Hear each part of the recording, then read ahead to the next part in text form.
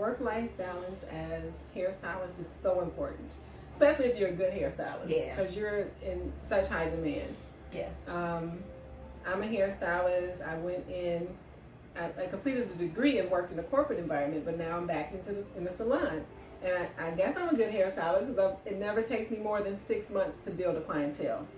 So I'm currently at a salon, and I intended to only work 20 hours a week and to spend the rest of my time focusing on Beauty Pro and building a Beauty Pro brand. But the demand is higher than 20 hours, so they convinced me to do 28 hours, which is fine. I've adjusted to that, but now they want more time. They want me to, commit more time. And I'm like, I'm an old lady. I'm an old lady trying to be a new hairstylist. My body has to adjust. Right, I need time. So that's part of why I got to get my fitness together and my healthy eating. But I think I've adjusted physically to it. But it's only been a year now. Don't know. 20 hours is ideal for me.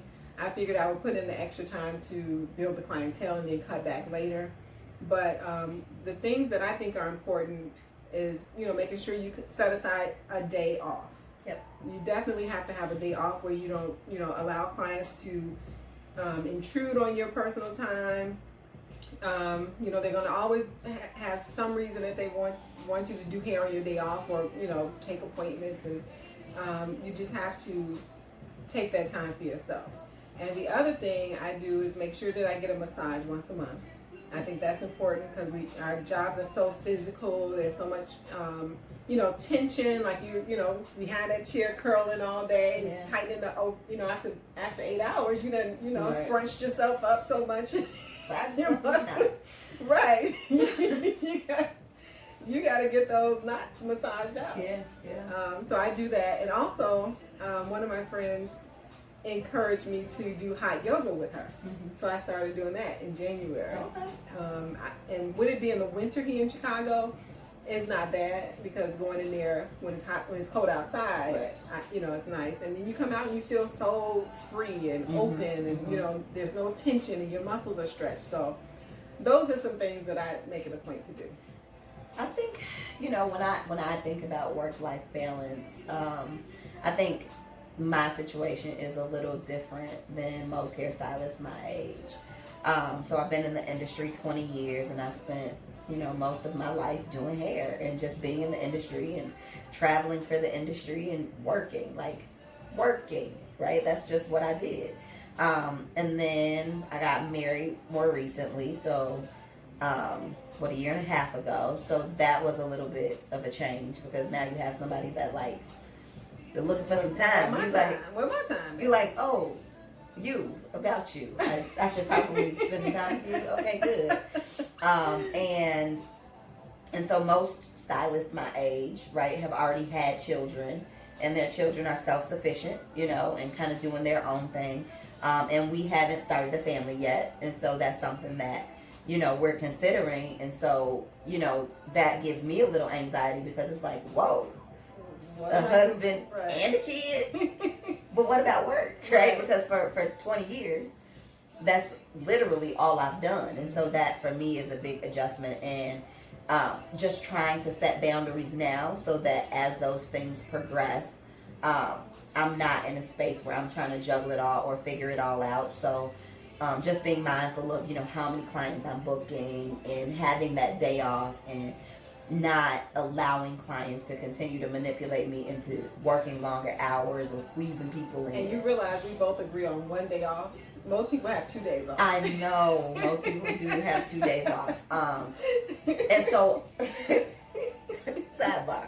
So I'm saying 1 day off only because I am super, super blessed that my husband works from home. And so he's always home. So I don't have to balance when he's off versus when I'm off because he's always home. So whenever I get there, he'll be there. So, I'm lucky in that respect that we're not balancing schedules. But yeah, that's the one thing that helps, right? Because I do like Sunday's the day that I will not work. Any other day, you might be able to talk me into it. So we won't be having any classes on Sundays hosted by Danita.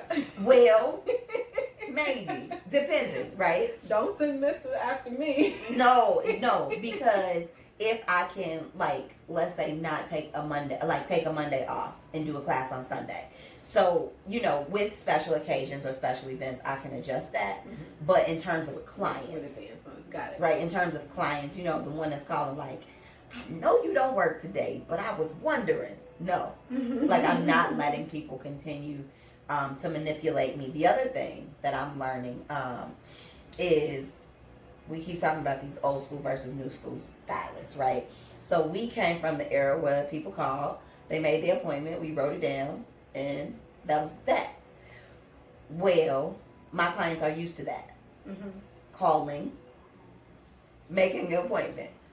But what I've noticed now is that my clients are like I don't, like they don't think I turn off. So I'll get a text message at 11 o'clock. And then if I don't respond, they're like, did you get my message? Wow. So I am now switching over. Yeah, with you, when your husband is there, you get a text that, yeah, it's different. Oh, but wait. It's like, but wait. Again, I'm blessed.